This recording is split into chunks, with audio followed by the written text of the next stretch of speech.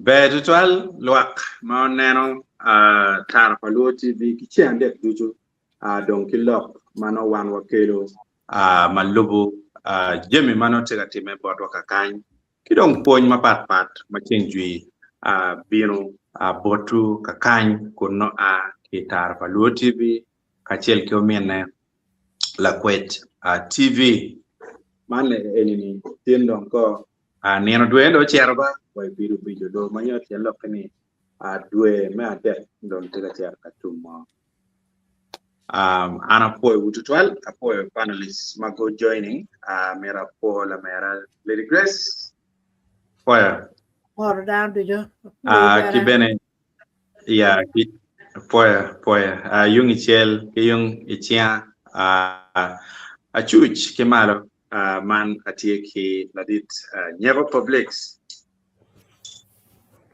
opoy kibene wa tie opoy wa tie bere la mera loramo anena bere ti area mera poy tutual yes kidong wa tie bere ki man ladit kilama Paul poy tutual ladit Paul kadong man dano machenji dorwa machalo ladit nyebo Caesar opoy tutual angi chamo ambe abijwa dalo Doctor Caesar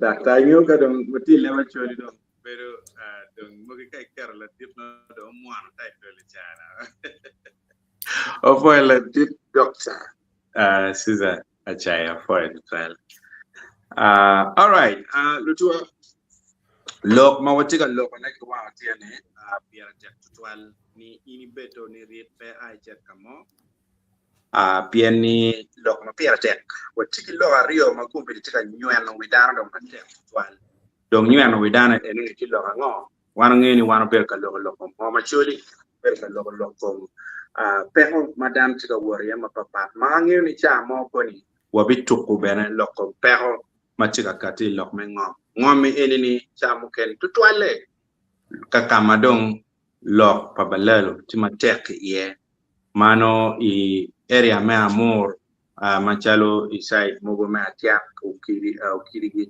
do chiar kero donyo ki palaro bene watie ki area me palaro me Gulu district watie ki area me palaro kidong bot pay mogo machalo tie moya ka china ni no ni lok me Balalo tie totua madano tika ko matek donc ko matek enini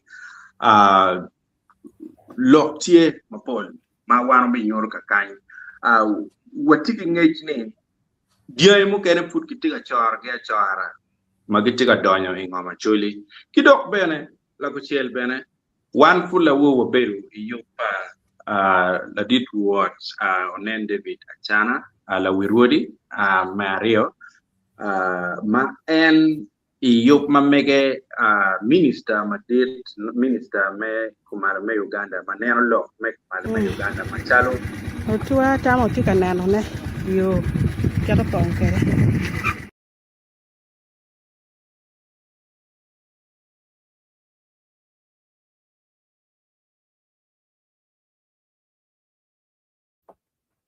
did the Ben, you've muted yourself. You've muted yourself. Oh yeah tema kija ni chama video ni utoka automatically kiguma right muting ana automatically che otema kija ka Kenya na tika wajini watie ki video manyoro le maput ke onya macharo diani magi onya ikaper me palaro kidak bene watie bene ki lok mala dit minister macharo doctor umona en bene uloko lokati wen tika kan chida tamni maput pia wachiar ka lok madung twal ko ye wa tugu lok egni ma la dit minister wayo eto ka ono bene waramo chakone kilo betu chue ma en tie on the ground mane ini je mutima bet achiel gwa nyoda ngech ma nyuru wele matega donyo ingom actually ka kan chuye weka ket enni kadong yonela chen ana dugu cha to lok minister we one contradiction kamti here the man ena ye bien ma wan wa binena chichamo yongela chen dong wa bibino kaneno bene peko madong Balalo ukelo ingoma chuli wa bikero bene loke ka kenyo chi one chalo panelist liweng watu cha por kum lo ka chele uye we kwa chaka neno le ma geki onya gifura onya choke otua tamo tika neno ne yo kero pongkere neno yo kero pongkere Balalo futu onya di ankombeti wow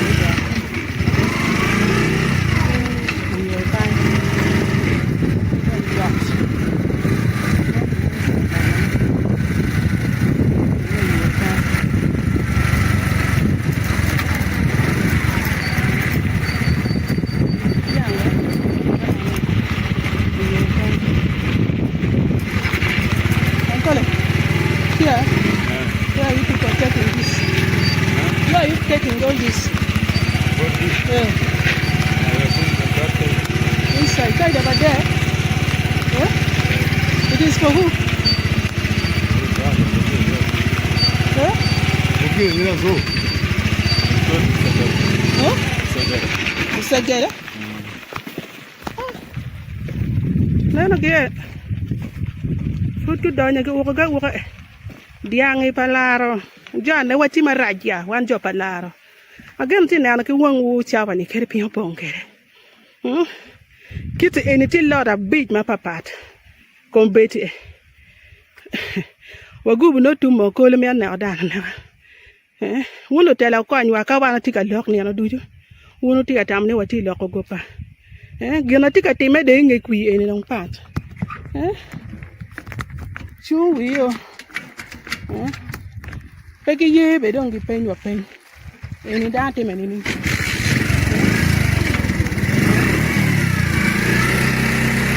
Don't know that. Look at the young white people.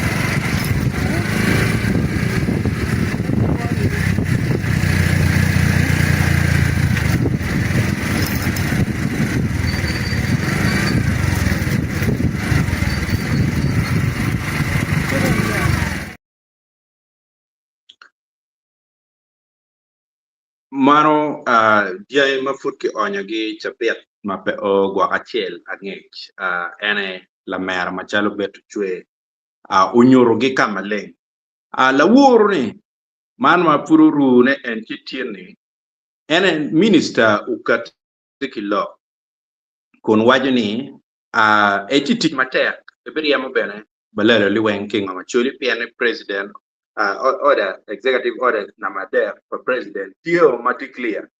Chi, wa winyu lok pa minister, chi wa winyu dong, tian loka ngo mumiu, tian kiri dong wanu loka Balalo. Pichan, pa chuli, ngo, chana ngo, magien gitiga dana, ma loko, peka ma Balalo ker, ikongi. Chu ye, wa winyu lok pa minister. Abir yamag yam. Lokada, la diro bechoyo, jek. Ma kweri dom kile mono dom ni executive order ariyo kulu patego mabe cheke ni bichobe la dit la weruori achare nyewo kere wan wachao gine mataka dada kachiel kwedo kiro ka wen dana kutika icha maloko kwedo ni ye mo wachoro tegi iko mara Uganda kan kero bero tegba bolgi wen Ikan luo yo umona poke ipe ki mudugo de mo wajipe anatiki jo atiki lwa kwane do la kwa Uganda mbero put amudugo na yenu diemo adon ki ko mara Uganda kan romo ali piera bichel tan ko ali piera bichel odo ali piera bichel modon wachoro te go chero modon ebe pochika medo won ma la di lobo e ci che ma ci choke e be ci mo committee we committee we ko nen lo ka ngom we lo ngom be ko kel ko e luen ye choli ko ma me yo kana kan donc ene wan ma chala ka mente kala anene a diere me ti mone la bon luoro mo ye na ka jekena be chalo kene ki ko mu kan bene gembe jete ni mo na gerai wan wa ti ba ka kamer me de la wirori lo me ka mekere mwai pu mo kere makere chele wabi tiu ka chele kwedi to alo gon borgament ni kiro neno kere lo no chalo ai ko demo kere chalo mwai kini we ma o ka ti ka chele man lok mukati kibot ladit minister man doctor umona ma wang'eyo ni en tie minister mekomalo ma Uganda dong lok ma loke lok minister kon wabichiar ka donye loke timo kene ma ti deep ma ini winyo ni kara ne chal kiri wa minister we kara ke ramu lwa nyiko me marai mange gine eno mero wachero neno kidong no lok me peo ma ini kong yang chon wa bitu ko ero mi te kong dano beno uwin ko i peo ma papa madong en tin kiloko ilok pa baler twali peo ango madam tika wore chiko yere ba wa kwa tuk ene chi yunge chot kadong watiako to lokman watuki dugu dong panelist chako donyo ilok duju kachele chele Pingo pe ki gol ora ne chule juni dagi do cham jang yo. Ti we ko nen ka ne ari om ba lo be ro kan. Kumbe chani ye tie R1 wa tika nano. Kumbe chani lo tela ma pigi wigi yot pe lanya chule ene ki tia mer be ko kat kui. Ti dong perle eni. Wan ma cha wa chule perle eni bo chang ni ni. Watika yele ki karo wa rie mo balalo ki ya dolwa. Eto wan ma wa woro ka wengi. Wanero gi peka. Diang gi cher kere ko gi tia yok na yok gi dwa ko chen. No ga mete ne mo dok tia ne ni pida kar ko ne. Tunge nyankole wati dier.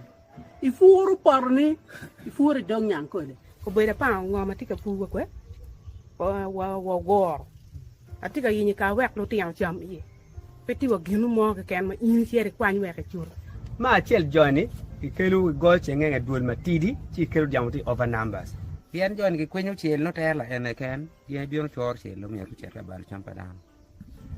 mano diang dong kai season ma rio mi oro dienu yedo bionu karo side board wa i goy lumo kwiji ma lumo ni wan no mer wa nyar wa umgi an kidong duong pa diang ni balu lumo lumbere mi umu arbe baka dong iwa kidong ma rio nyaro ngom minu kwiji ma dong nyime me pu berong de mo dong pe kidong ma dek bana pur fu mi oro ma charo la yar ba bako o choy bo wa per tiu jam bir goy o weng ni po kelu ke am non ka ini ma ko diang winyo kwede jalio sigen tigi ya bi mani makao jalio biru kwalo la lo dok blaming ini chul diang ti bori ni chul diang Tak dia baro do na kin mai gum yeru ngol man diang wa. Mieru kwa je wa ku chet ku chato. Akum beri chung ma ke lona de ni. Tikar wenyu lim iching wan pala kan ka dong la. Kita tuk te ka dong diang chi kin megi. Diang du. Diang chung. No diang yeng pe be nge gira ken te me kum diang. Tuana cheru du yera ma ngol ni ma. Tuan ja alu en jama wiru te busan. An go be will well up.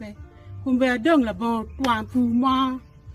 wa an diang be ti nyam man la che ke wa man diang be man la lu ngolo Cha ko ku pe gitu da. Wa cher wa no diang da bu diang lo ti ka yeni pi ni pot. Eto kom rio ma dong e pere ka bere pere. Rio mu ka ni no dong nan cha ru ko mu ti. War ko re ki ma. Eni pere ma nyang ko le ye wen ti ka ngo. Mu ke ru pen ko di gene ma na ka yang ya che di pere pe teme. ma da cer ma ko yang kun wu tani ko mu mier gi go am to no dan mu nger be pe anu no yang ko na ka kun ti pa mi to yu unu yang ni pa mi du gi yang ko be da char gi ra yang e ma ko yang ko le i ma ko yang ko le i lu ala lo i ngo le wel fu i cha ko ngo le we million gi le ka pot ki ri la ni yang ko le be wo ti le ngali ba pa Balalo tika medular mangom ma jo ma wa berke gi kot kar ma gu ngeyu ni anda loyo ge kot go kelu balalo ngom ma balalo pa ngom e ka mia bor ka in siar kampala ku ni wayni ana ay gulu nyuru ngama ine beru ko go ga ngol tuwa enta kon pat no e ka rio unyo e ka dek ma dian balo wi chama papa an ka telo ganga ka bi e ka ber yang ko lo bala ko weng ful magi per dian nyo ka weng ana ko yo manini ko ber ne po ati leji gang padang ka ana bi na cham e ko mo ma ana ti ngam wang pi mano da ti kamar ne mi dia bi no nyan ku balo wen pe ma dia pa balalo ti ka kilo a chulo chil bod balalo ma tuong tian gi rio ma papat ma lu gi lokum diang ta ko don diang pa ina chulo don kin megi mier gi chit gi morning ini chul chiling bod gi ma ben ngi ngala wel chiling ma dir ne ku di dia pa mana chuli per war ga megi ti nga wa ba di wa gine don kin megi e kom diang chel ka diang don ni pa me cher ka gam no mier chul chiling ali mia de magi biar me bukan ke lega dia di wo ine burra pen yen kan ya chule ke kan dia wa lega ke di chen ke ri pe ke jul ni tuyo era mege no ki ti to ine na to de cha ka lok bo la to ka gu na na tu moy dem ko no lega dia ke lu do ni wini won dole meda general Belar barwa nyera. Mera biang no bukar watu kan. En ko nyaagi mama wele chwe mo kwan chang ber ke kan ma na per gwak ti e.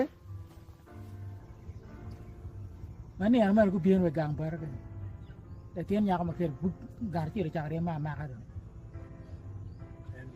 en balal ma tien lo ga ta di ka hanger ine we cha wa ne pe na ko ma a nya ka ma yo wa ni yang ko lo riemo ni lo ko ti ara nyim go len ko te en bera nya ka ma mega wa ma en wa itar ko le ka tar ta kai o ri ta wi te wa nyim nyim ga re pe cha ka ko re Balalo feeling come diang mala mal. Go kwalo diang pa mera wa cherba mago way kona de bien bor. Peg wek ngat mo turning executive order number 3 ni. Nga ma dok dir loyo. Ke we uti kongero chiato ka ge do for verification go duga afoy. Lotua kai winyu lok eguni duju ti ngewni pero ti madum ma wan watie I pero ma tek tutwal ma lok be kichan ma gitega di na di e komwa dong lok ma balalo e ma won winyu ni madong ki kin gang gilwo ni nyang ko le ni pien ni apora gi bod lu kin gang kuja peke man gen ma mera wacho kama le eto wan ma chalo tar balwo ka chel kila kwe tv pa watika mo koneni enoni obedo nyankole donc kai nen lukin gang wajo kameno mono no kin ma joni gunyo ta kere bodgi penin perom bine area mo chino pegi ngi ol tono gen gunyo ta gwa onyo ne gen nyankole chi ana tamni chawa dong urwate bot panelist kun ana duako loke ini ati bot moderator madit Dr. Caesar Achaye kun enong bidor session mukena nita weng nong tiago ye we canberra tutte kam kel free kakany we olore ana foyo Dr. Caesar po twan ya dog yar maleng tok ma yer tin nen ana nen video ma better trail kalone dog aye long man wado ni gene dong o chung we dana o dong de ti ga chor ne ti ga Okay. I put it in a look minister my man watching there and gonna mirror look pagamente. And look may executive order number 3. My watching Balalo mir wow. And no mir charot down my tea gamente. Mir look I'm not being about pan respect gam look penny. Man sees the public. Yeah. Being about it. Yeah, I feel Ramo and then Ramo to go in your human. Yeah, and Boradong Belcharo is beyond frustration. Dong Kajarong Giko and men on near Kajani, Ngomama Tim Nedong, Nincharo. Kiri Wachi, I came with tea and to Guvu Penny. And I team approaching Kere, look at it in. Ni documentation again, Mer Pierre total this depend. The best we can do for now is documentation and la mego beto chue gitika kironeka chile. Naramo matiki ki momo na meriti time kunu. The best we can do for now is end documentation. Kano giramo documenting ni en otime kan ka kwene ni man yoka bangat mo choyo o pinji recording o en jam egini. I think United is suggesting combine because kari team ngo combine. Look at new day one and yimi no ishaburga. Everybody knows the system can know work. So twin in Timmer don't twin my paramotim gimoye. I don't know what he gina peer tech combine and foodung Karika wachi Ludirwa and Maloney MPs king again. The best thing is actually make cook mere board gay. You in kano name yam get a combined timber, magi handling jamu egini kachel. I think gindo no giti kikir mo mona no kadika kirmo to 12 pennies romo jogi mo. Ka go kir kumbi kachel chala churi parliamentary group ni wachi ka kwene mage wachi le manyen gi kine gi ter gi kunoni. It would take just 4 or 5 of them mobilizing more more. Getting a shell penny, the same penny and ma better treat your penny.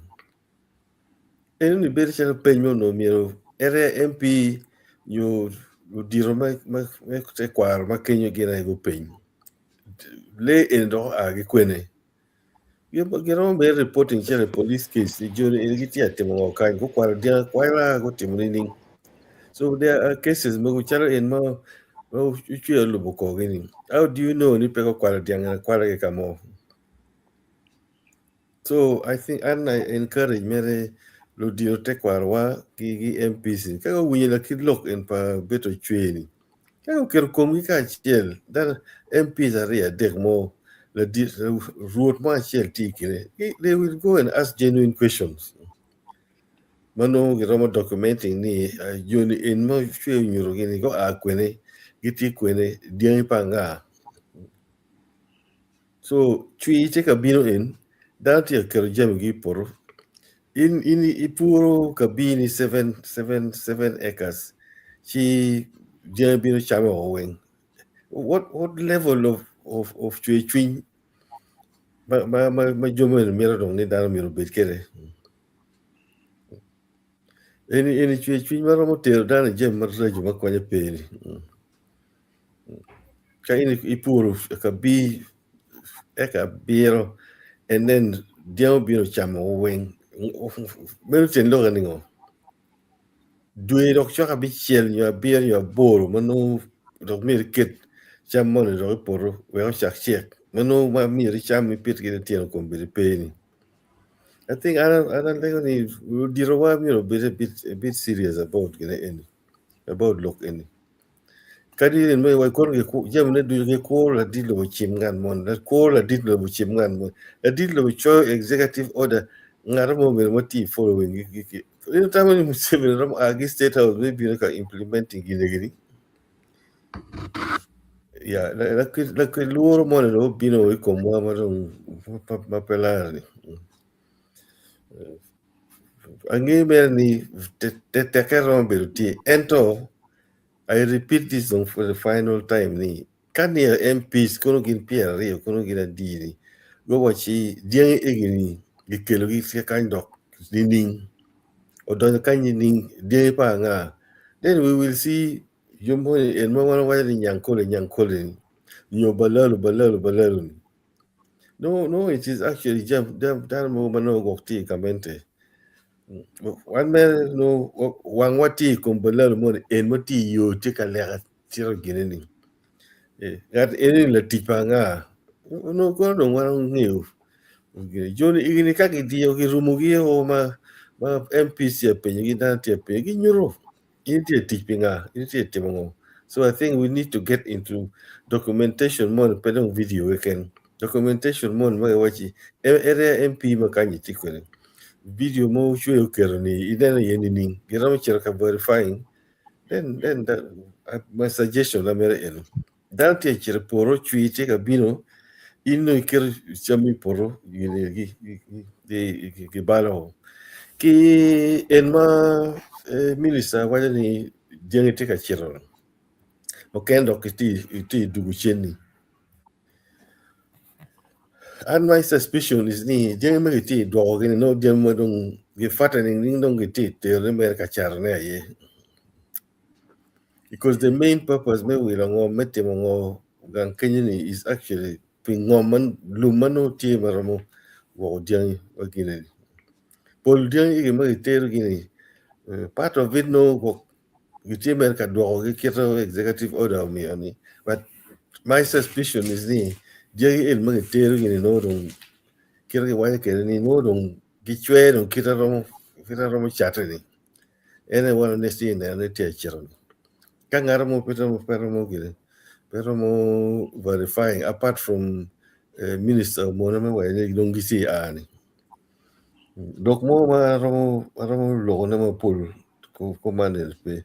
The bottom line is ni this is a very systematic torture ma como chuli moro maro caro ka questioning gimoe ke te questioning gimoe ken in the gamente e questioning gimoe ken wa ke gimoe ni the gamente so dano te locked up maro pelara well chwe mo ma kai winyo ngar mo te wa chi mira gamento loke kono bir no tingo ton lok mo ma dit mer ma dani but dan te suffering raja ni ichwalo lo komino yo ngar en pe miro kamente ngar en pe miro ngoni ya apuro kabi 7 acres ne diang for lo chamo o tuju ade kamente ne tindo what does it mean atim ngo. So to me nying tuom Dr. Achai I cook mer bolo dirwa in MPs in Karika no ni don keru gi pe to twal kako yo kom gi ka chiel go documenting gi money kariko chwal walk but even environmentally second any mani kira gi ti bar kere ngomi ono kono ngara mo winyo loke but one in mo lo en wagine ni imia chal suggestion ko ni nyi kar ku yene jonu gi dagamente made en jem ne duju dagamente made actually ko be frustrated ma konyo pe I think our MPs, every MP more money Balalo could actually do better. I don't know the plan. Paul, I've been about I'm looking. Okay, Paul, moderator. Look, Balalo ni ba? Walogo dong mada. This is probably the third time I would logo. Balalo imwagani kekan si loka Balalo ni loka nywa kamene tika timakaka focus weng ti commercially menywa actually making sure ni actually po kit chan duju matwere chan me Balalo men chan mo kane mede kum chan wo makong chon tie Balalo bante wo winyi ne tika kero yari yone ishak mi actually wakane actually me ario Balalo bante gana kabal chan padano go duju men project ne tieni actually mi belu chan matwal gunen chan kit chan mo matwero kitwer mi actually mi actually kere satan bere karo kan no twin gitwer bere len malo jonene piani kit chol twin makumen pia waneno ya Africa kulu dokmen chol twin inuni ene tino weko jone go reo kilo bugi go mi no ngiti kan down Uganda. It is unfortunate ka jomo kana Uganda kuchwa ko John ene kulwenye ki John ene me kwanyo gamente kumeridong gin juma yangu kelu jok inuni jok bedo ko opore kum gidong kidong ana neno kere loka Balalo loka nywa manong mo karweng dok bene rate ki program makiloni genocide pien kong keto dani camp men du genocide such a what waragi mag carry such a men du genocide kari mag carry yar genocide so kari mag carry yar genocide jemi duju ka kiteri court ma wogo biru ilokum genocide ma amende tika timone pe ki bol kono ne order nama kon nama de kon nama di ki ker Jomatara enforcing order ene lumony pingo lumony pe oriem Balalo pe mira ne achile go amar kariem Balalo gamente pe ka ono order ni ina da order ma president ki kuma believes ni order ni ne emir giti gamente emir tiye gene ene emir oriem Balalo pe mira ne achile oriem Balalo kit machalo gamente pe mira enforcing order ni ino ni nyurati ni order ni ki choe mer me ki beng en kuno ki tika timu jim mo kane ma part an kita nan kare loka Balalo ni it's too painful even me mede ki loka dong bal mo ko kita nan kare ti kum MPs mamewa pe weng ba atika kwano MP ma NRM ma put magitika campaigning ni gene kono gamendo bi winyi lokki gen gibi kele kono development ene dongen Balalo yino gin MPs ma NRM go kart malu kama kate woko kama leng gene go chak remo Balalo ka gamente pero mo gen remo ne yen kui gi me igini gen gibi remo Balalo reno ci komberne gitika akana pingo peti in the front line ke weko jemani yini mo dano ma chalo beto chwe ene ke weko jemi yire kilo kin gang mo matika neno chan mo wange kum lo NRM me rio ke kal kwaro bene miero duan go winye ene ni peko ma kumeritika ke ma chili titiren gen be miero cha loki about kamente ene ci dano weng dongunen ni NRM en ma dano berka donyo ye kono ruku charte yelo maka neno achule ruku charte yelo cha neno we chwinye dok meda pieni ini chao gere chao boro la jok ma mieli pingo la jok ma tika neki ene ini ikarte kamaleng ka boro ne neno we gere kita wajane lok men Balalo ni lok ti painful pamita mede kere atamni ngando kaya ndoko konya kere Ana poi de twal. Lady Grace, available.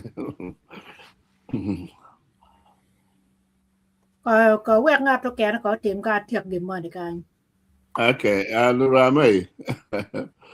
Poriba. Afoe tutwa amor wo weng. Yeah. La dit siza adigo ya adigo dagatie. Afoe tutwa dakta metelo wiwa wadi ben weng. Afoe ben Uncle Paul ki Lady Grace. An long madung be pe ma twar wachane kum lok kum balalo ini pian kira dong Polo wajo. Jadi be siza wajo.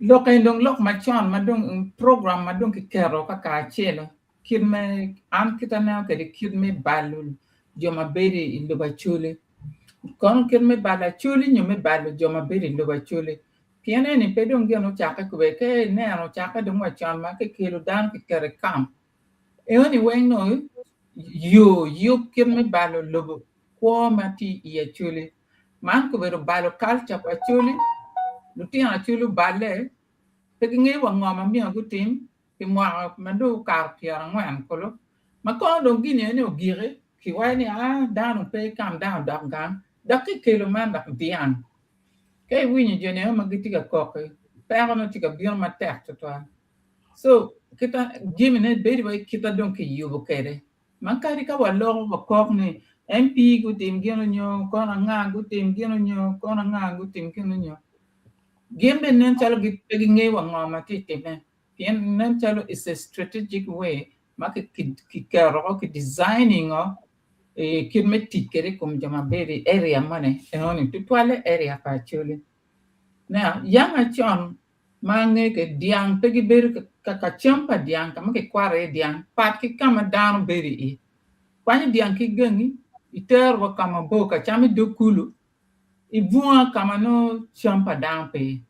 Man kita meg per ka bi mo ogiana ai ka sa per ko ci way diam chamani o way ka wan gen giti diere tung ku nya ku porching tung ku chu ku cham wen dien pa nyam ko le nti ye te lo ka ni oni dien do bo baro ka kenyo dan per ram bel kar bi ma mi a chul mi go rengo a rian ke kenyo ano para bilo ma por pian gena gerati mata e on kan ngamo ron tiep check looking gang makwa executive order number 3 dan empingi ka ngi background chair but judges ki court gi ki ngog ka ki rom konya gi but in men na no ni genu mo mer ma bu balu lo ba chuli pikama bi na nyim dak pin mo ma pierre de ko kenne ka gwa bilak kai Ya am me pa bilo ma pol pian pe ki ar la gamma matiati ini nena a fo e gara do abo to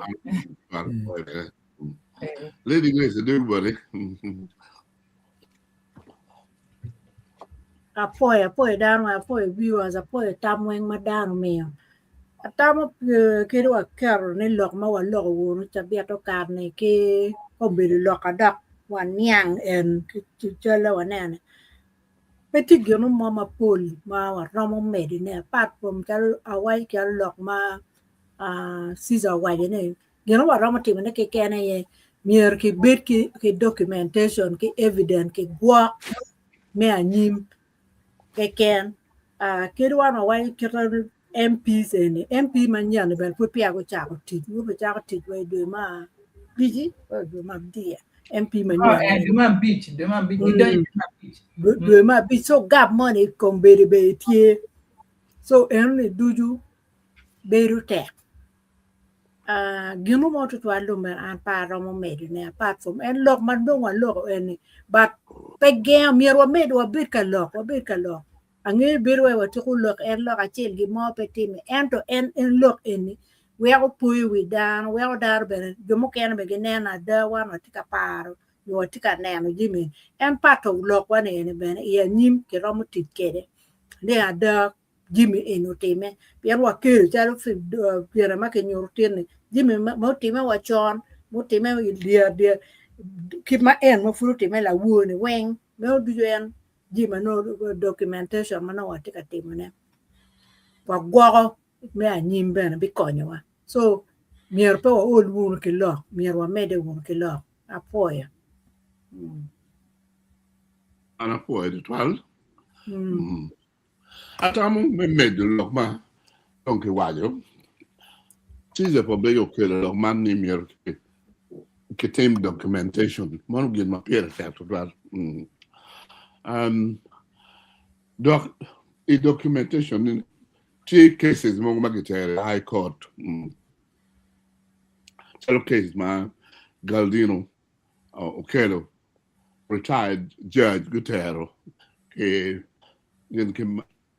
Mark Baker Chola retired bishop Rosalba Yaki Okelo Gutero ko ngom me chwa na high court ruling ni kai check me Uganda ngom mi ni mi doc ngom actually and the president ki executive order ngom mi ro be dong for investment ma kombe ke ma ko do lo me le ku yang digin ma ko me mi contesting time the day said you don't mirror me international court kuda ma wa ni Germany near documenting on the genocide we could tell with the international court Pen Kadong, tell High Court what it. It's basically near actually. It's just turning on deaf ears, on deaf ears. Medical documentation can then look myself to a higher court, international court. Namiro. To tell you, that's part of a genocide. In Winnico, Padano, but don't. Kilanyo di hangi, igoye, defining it, chene manak maginoni, dak mir bela kuchu loko. Kadi yangi, udonyi kin, diyan, modi no fine. Molnung lanyo dano yun. Yeah. Okay, Amir biyunung a comment for viewers. Lady Grace Lam Kerna. Arong kat ko mas bar ni bak ka musik bak arong ko anane. Yan kay Okay. Patem kaya na ko. Yeah. Comment mo ko en. Lino Gomek from Canada, I think. In short, the Balalo are not leaving actually yet, and what is delaying them is a combination of legal, social, economic, and political factors. It is more political than anything else.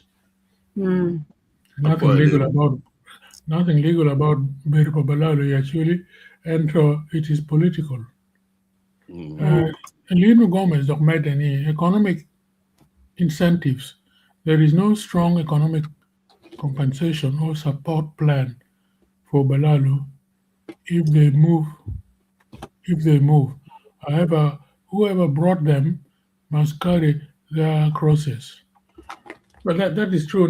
Very probably Uganda in a normal circumstance, illegal. PNA, you know, come lobo magen kereni. Cause maybe Uganda, tini immigration control utimongo make checking gana ka berugi Uganda it's illegal. You know, against all the laws of the country. In fact, it's a lawless country. But is more important than human beings. Yeah. It's also very primitive. Alino Gomez again, fear of conflict. Authorities want to avoid violent confrontations between Balalo and Acoli communities.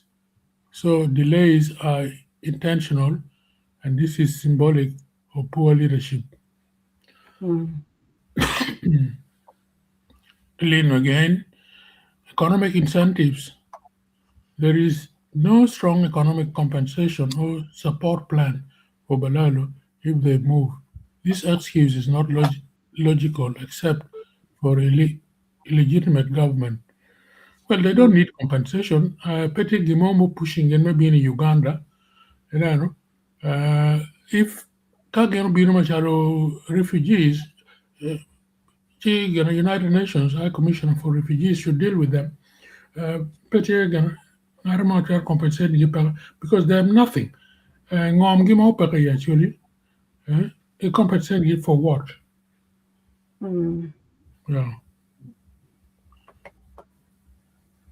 Then again, perhaps the peace committee and local councils are still mediating solutions that would satisfy both parties. I'm only guessing, but all in all, I do not trust Museveni and his cohorts.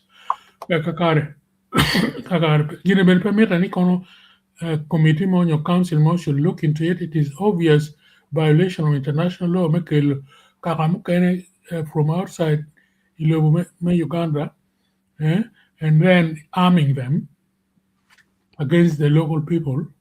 This is ridiculous. Late mother.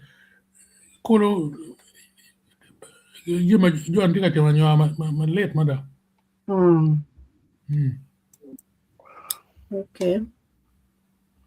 Phoebe, why don't you say hi, Francis? Who is Francis? I'm going to France, yeah. Staying in France. Staying. He, again. Hi, Roblox. Roblox, okay. And then, remote. How are you doing? Same person. Roblox. We are doing well. We are doing Lino Gomez, Museveni will not live forever and will not enslave Acholi people endlessly. What do you think will become of the betrayers once Museveni ceases living? Keep your answers with you. Yeah, I'm gonna go answer now with me. Kapiar kana atamana gibilu ko ganage Balalo. Yeah. Okay. Of Justin, Wajani Balalo, this won't leave Acoli Land.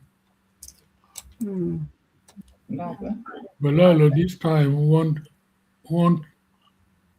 Acoli Land. Yeah, you won't leave Acoli Land. Okay, that's MPs won't do anything to Acoli Land. We need a change.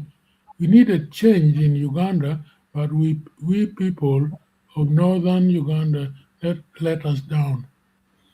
Court Justin. Court Justin again. Just know Balalo won't leave Acoli Land this time. Repeating matter. And that's the final gonna end. Rendabar. Speak in English. But in Tarpaluo is a low program. So this person will speak in English. It doesn't matter. Yeah, and you know when Aaron can flag me maybe Rwanda. Ara for Daba. I don't know what it stands for. Yeah, anyway, this is a low program. You should know that we don't need to speak in English. Yeah. Yeah. So, I give me comment. Okay. Yeah. I do brother Caesar try. Caesar for break. You wanted to come back on a point, yeah. You're muted. Yeah, I just wanted to come back. The documentation, we need to have a thematic documentation. We look depend on the side. because look me Balalo choro dia kitmo la mego chwe is one thing. Just the number of cows and then the destruction kira your video monitor no jolly le katika mapol kitene gitoro ngomo homa no lum to mero homa no ti drive pero pur kimoni. That documentation needs to happen also. Kama trail but you know to carry the level of destruction and I'm sure somebody can document that one as well. Maybe in your ngom kama yun pero pur ye. Yeah, so come general then the actual the environmental degradation kama gen go work ngoma time kadong gen go Paul actually an average actually no depending on loom megar out. So effectively kadong loom destroying or kit agri dan peramo no lumanyen me rojo odigi you megar out. So I think the Ben we should put them in thematic documentation more. Suggestion and because of frustration I could let money I just want to mention one.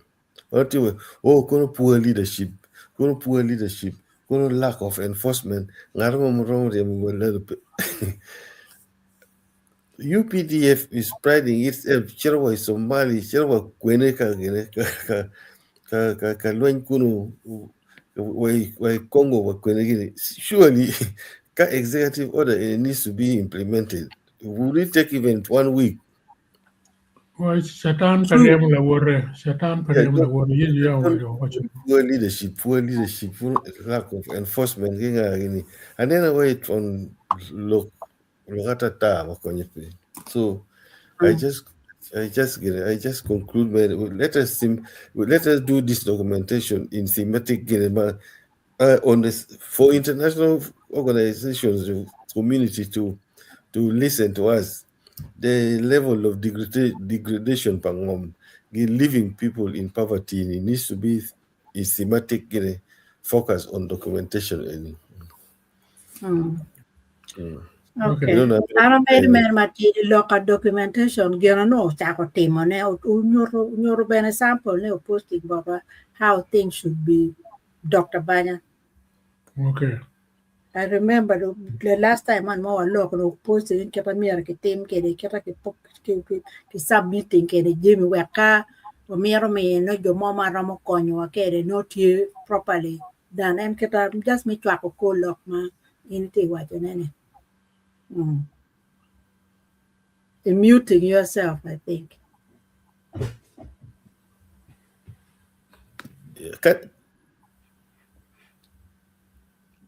Any further comments? Muting herself. Yeah, what I'm saying is, man, don't make collecting anything here. Miro a panel of journalists tell the Ben Gimu Kedong Pinmet to Bodog Jam any Kachel. But what I'm saying is, I don't want focusing on getting more chicken, focusing camera, loom, those things can be collected. The documenting it, suggesting there's a template money. It can be done by a few people, but no collecting. Evidence. Evidence. Okay. That's not publishing in an organized way, not here. Okay. Okay. Okay, now we don't tell why you get me you back. For down when my when you other comments my what win you for a panelist, do you? I'm here inviting the matter Christian. Maybe tell why they get them. Yeah. na foi da total daka me na opportunity in me lega now stood ma chill ma me wa ti mama titiri eneni young Israel jo Israelites gubbe kama gubbe de King Herod no permiti gu chiana gu tema ke tak ke kwe me chiara e go danya par la chuit en yo bien ka interveni mo chwale ge la diet ma o tele wigi par me ter ge promised land now what he actually only promised land wa kamu kene pero bieno a riemo lo ti actually jo actually ma do ge beri ngam en so one ka actually mier kite gini eni ilega ikit maka ya actually gi yang ti ko de lo ka la ro bini gangu only enema tama tilung pimeno da lego la chwech ro ba ni pero ko be tie do poro ka ingom pa actually o bieno bori ini wachi kama down ti mo gor ma dung ini bi winyo lokwa bieno bori legi ni tel wi jo mati ya actually lam lutin actually kilo rock wang magiti kono wang tel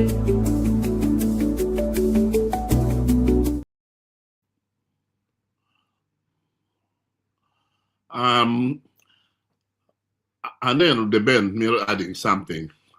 I think this is drawing our attention. The Ben.